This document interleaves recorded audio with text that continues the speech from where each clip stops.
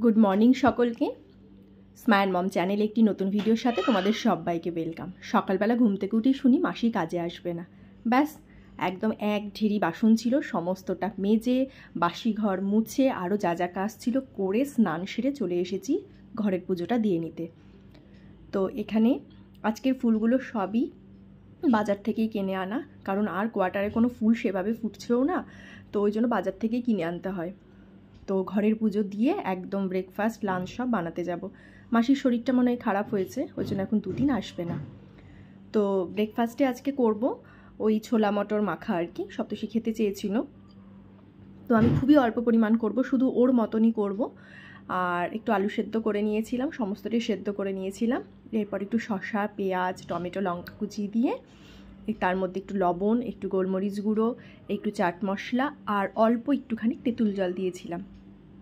এটা অনেকে নাও দিতে পারে, আমি একটুখানি দিয়েছিলাম, ওর ইচ্ছে হয়েছিল আজকে একটু তেঁতুল দিয়ে টকটক করে খাবে সেই জন্য। আর অল্প একটুখানি টমেটো সস দিয়েছিলাম। তো এই মাখনাটা আমরা স্কুলে প্রচুর খেয়েছি। তো এটা যখন আমি আজকে বানাচ্ছিলাম, বেশ স্কুলের কাকুর কথা খুব মনে পড়ছিল। তখন 2 টাকা 3 টাকা এরকম হয়তো লাগতো, কিন্তু সেই স্বাদ হয়তো আজ আর কোথাও ফিরে পাবো না, কারণ সেই কাকুকে আর এখন মালদা গেলে দেখতেও পায় না। আরও বরাবর আমাদের স্কুলের সামনেই বসতো। তো যাই হোক, এবার আমি একটুখানি ওর কাছ থেকে নিয়েছিলাম। তো আমি আবার একটুখানি চানাচুর ওপরে একটু চানাচুর ছড়িয়ে দিলে আমার ওটা আবার খেতে খুব ভালো লাগে। এই দেখো, তো ব্রেকফাস্ট করি সোজা চলে এসেছি রান্নাঘরে। ছেলের জন্য একটু বড়া ভেজে নিচ্ছিলাম। আর হবে আজকে একটুখানি চিকেন কষা আর চিকেন বিরিয়ানি। রবিবার মানেই আমার বাড়িতে তাই মেনু। তো এদিকে রান্নাবান্না মোটামুটি কমপ্লিট। ঘর বাড়িও একদম সুন্দর করে সমস্তটা পরিষ্কার করে গুছিয়ে নিয়েছি। আজকে অনেক কাপড়ও কেচেছি, বিছানার চাদর পাল্টেছি, সমস্তটা পাল্টেই আজকে সব কিছু কাচাকাচি করেছি। ছেলেকে একটুখানি এখানে কার্টুন দিয়েছি, নাহলে খুব বিরক্ত করে ও রান্নার সময়টা। তো ওকে এখনও স্নান করাবো না, কারণ এই 11টা সাড়ে 11টা মতো বাজে। যাই হোক, রান্নাবান্না সব কমপ্লিট, ছেলে স্নান করানো হয়ে গেছে। এই মুহূর্তেই সপ্তষী খেতে আসে আর এই দইয়ের হাঁড়িটা নিয়ে আসে। এই দইটা কিন্তু আমার ভীষণ পছন্দের, একদম ঘন, দেখো কীরকম, ভীষণ টেস্টি এই দইটা। তো দইটাও দুপুরবেলা খেয়েছিলাম আমরা। এরপর অনেকটা সময় কাটিয়ে সন্ধেবেলা বেরোবো প্রচুর কিছু কাজ নিয়ে। তো তার জন্য একটুখানি রেডি হয়ে নিচ্ছি, বহুত দিন বেরোনোও হয়নি। আর টুকটাক কিছু এবার কেনাকাটাও আস্তে আস্তে শুরু করতে হবে পুজোর। তো ওর সপ্তষী আর ছেলে মোটামুটি রেডি হয়ে গেছে। ছেলেকে আমি রেডি করে তারপরে আমি একটু আজকে রেডি হতে এসেছিলাম। তো এখানে একটুখানি সেজে নিচ্ছি আর কি, একটু আইব্রো, ওই একটু ফাউন্ডেশন, লিপস্টিক, মাস্কারা, কাজল, ব্যাস। কারণ আজকে অনেক জায়গায় ঘুরবো, অনেক জায়গায় যাওয়ার একখানি প্ল্যান আছে। ন্যাচারালি ফাউন্ডেশন এই সামান্য মার্কেটে যেতে গেলে আমি লাগাই না, কিন্তু আজকে একটু ইচ্ছে হলো যে একটুখানি সাজগোজ করি, তাই সাজলাম। আর ওয়েদার তো প্রচণ্ডই খারাপ, মানে এখন বৃষ্টিটা নেই, তাই আজকের দিনটাই ভাবলাম বেরিয়ে যায়। তো বৃষ্টির তো কোনো ঠিক নেই, কখন যে বৃষ্টি চলে আসছে। আর এই লিপস্টিকটা লাগিয়ে নিয়েছিলাম, এখন তো বলতে গেলে এটা আমার এখন কারেন্ট ফেভারিট হয়েছে। তো সেজন্য, আর আমি সবসময় লিপস্টিক একটুখানি ডবল দেওয়ারই চেষ্টা করি, মানে দুটো কালার মিক্স করে। আগেরটা পিএসির দিয়েছিলাম, পরেরটা দিয়েছিলাম মাই গ্ল্যামের। কালারটা কিন্তু শুকিয়ে যাওয়ার পর খুব সুন্দর এসেছিলো, দেখো একটা নিউড কালার এসেছিলো। তো চলো, রেডি হয়ে গিয়েছি, বেরিয়ে পড়েছি। প্রথমেই দিয়ে দিয়েছিলাম লন্ড্রি কাকুর কাছে, কিছু লন্ড্রির জামা কাপড় ছিল সপ্তষীর, তো কাকুর কাছে দিয়েই এবার যাব খাগড়ার দিকে।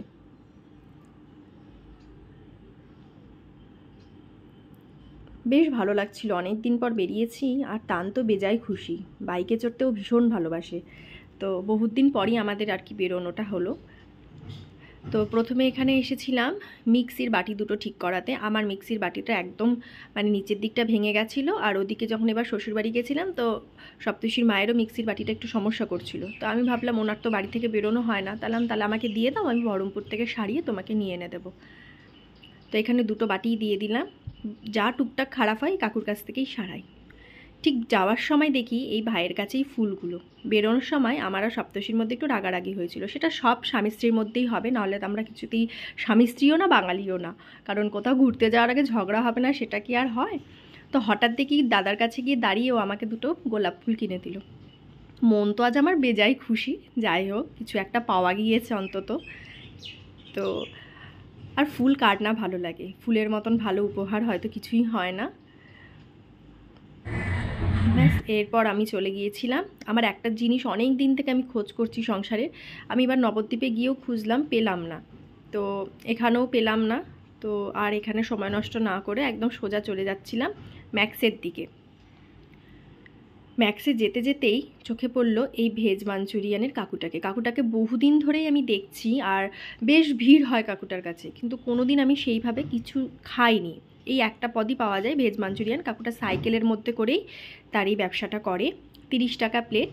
তো আজকে দেখছি প্রচুর ভিড়, আর একদম ম্যাক্সের সামনেই বসেছিল। তো আমি ভাবলাম দেখি একটা ট্রাই করে। তো আমিও এখান থেকে একটা ভেজ মাঞ্চুরিয়ান নিয়েছিলাম। বহরমপুর মেলাতেও আমি এনাকে দেখেছি, খাদ্য মেলাতে দেখেছি, অনেক জায়গাতে আমি এনাকে দেখেছি।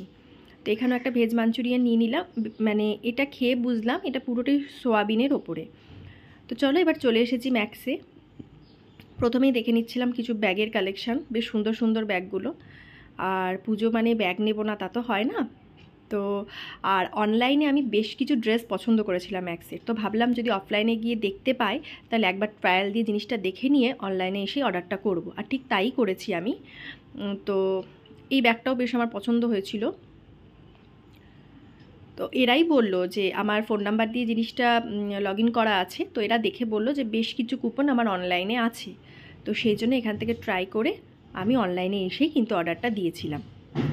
এরপর যখন বাড়ি ফিরবো হঠাৎ সপ্তর্ষি বলে ওর নাকি পনির খেতে ইচ্ছে করছে। এদিকে বাড়িতে রান্নাও করা রয়েছে। তো এটা হচ্ছে গ্র্যান্ড গসিপ, নতুন হয়েছে। তো এখান থেকে সপ্তর্ষি ওর জন্য একটুখানি নান আর পনিরের কিছু একটা নিয়েছিল। ওই কিছু একটা হবে, আমার ঠিক এই মুহূর্তে মনে পড়ছে না নামটা। আর পনির আমি খাই না, আমার মানে আমি মোটামুটি সবই খাই, কিন্তু এই একটা জিনিসই আমি খাই না। তো ঘড়িতে এখন এই 9টা মতন বাজে।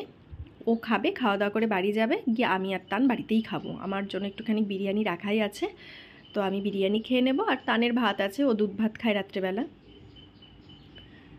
এই হোটেলটাও খারাপ করেনি, ওপরটা হোটেল, নিচটা রেস্টুরেন্ট। তো খারাপ করেনি, বেশ ভালোই। তবে একটু পনিরে নুনটা কম ছিল। তো যাই হোক, এখানে ও সপ্তর্ষি একটুখানি খেয়ে নিয়েছিল। তো দেখো এখন বাজে ঘড়িটা একদম 9টা 35, আমরা চলে এসেছি কোয়ার্টারে। তো চলো ভিডিওটা এই পর্যন্তই। ভালো লাগলে অবশ্যই কমেন্টে জানিও। দেখা হবে নতুন কোনো ভিডিওতে।